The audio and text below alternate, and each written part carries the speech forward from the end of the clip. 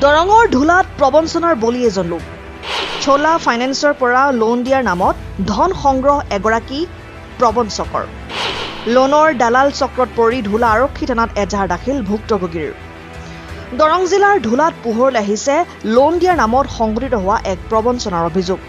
ঢোলা আৰক্ষী থানাৰ অন্তৰ্গত যোগীপাৰা গাঁৱৰ এজন লোকক লোন কৰাই দিয়াৰ প্ৰলোভন দেখুৱাই 1.5 লাখ টকা সংগ্ৰহ কৰাৰ অভিযোগ উত্থাপন হৈছে একে গাঁৱৰে আমিনুল ইছলাম নামৰ এজন ব্যক্তিৰ বিৰুদ্ধে।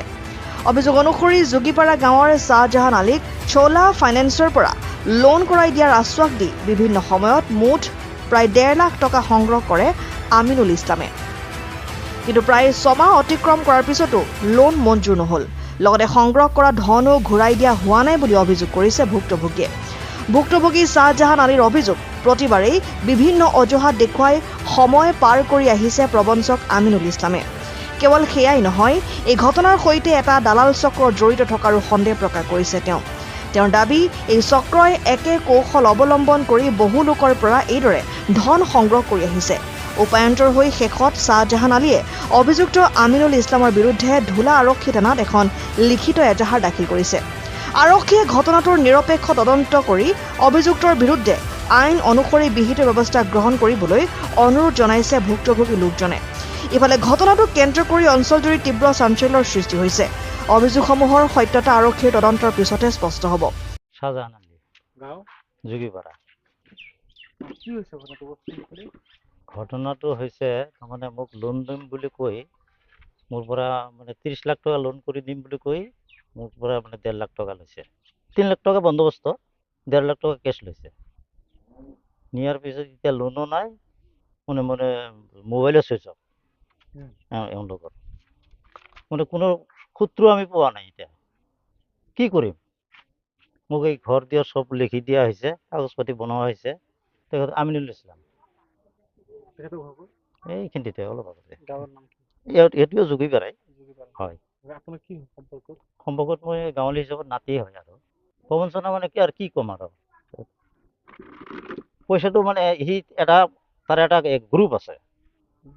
এই গ্ৰুপটো তাৰমানে এটা হ'ল শ্বেৰপুৰত আৰু এটা হ'ল পুনিয়াত, এই পুনিয়া বজাৰত তাৰ অফিচ আছে। সি কাষ্টমাৰখিনি যোগাৰ কৰে সেই এখেতৰ পৰা পইচাটো টানে তাৰমানে। এই মহিদুল পুনিয়াত, মহিদুলৰ ঘৰটো পুনিয়াত। তাৰ ঘৰতো অফিচ আছে। অফিচত তাৰমানে মানুহটো লৈ যায়, এই যোগাৰ কৰি লৈ যায়। লৈ যোৱাৰ পিছত সেই ভালকে বুজাই কিনে পইচাটো লৈ লয়। সিয়ে ভাগ পায় এটা, কিবা এটা নাপাৱা নহয়। মই তাক কৈছোঁ, বাৰে বাৰে কৈছোঁ, তই যে এনেকুৱা কৰি কাষ্টমাৰ গ'লে যোগাৰ কৰি দি আছা, কিন্তু দুখী কিন্তু তই। কিবা হ'লে তোকে ধৰিম।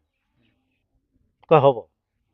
সেইবুলি আজি ঘূৰাই আছে। তাৰপিছত এই মই হেৰি কি কয়, মুজিবৰ বুলি এটা ল'ৰা আছে টাৰ্ণিঙত, তাৰ পৰা পইচা 30,000 মান খৰচা কৰাইছে। 1.5 লাখ আৰু কামটো হোৱাৰ পিছত আৰু দিব লাগিব 1.5 লাখ। 3 লাখ টকা বন্দোবস্ত। 6-7 মাহ হৈছে। নাই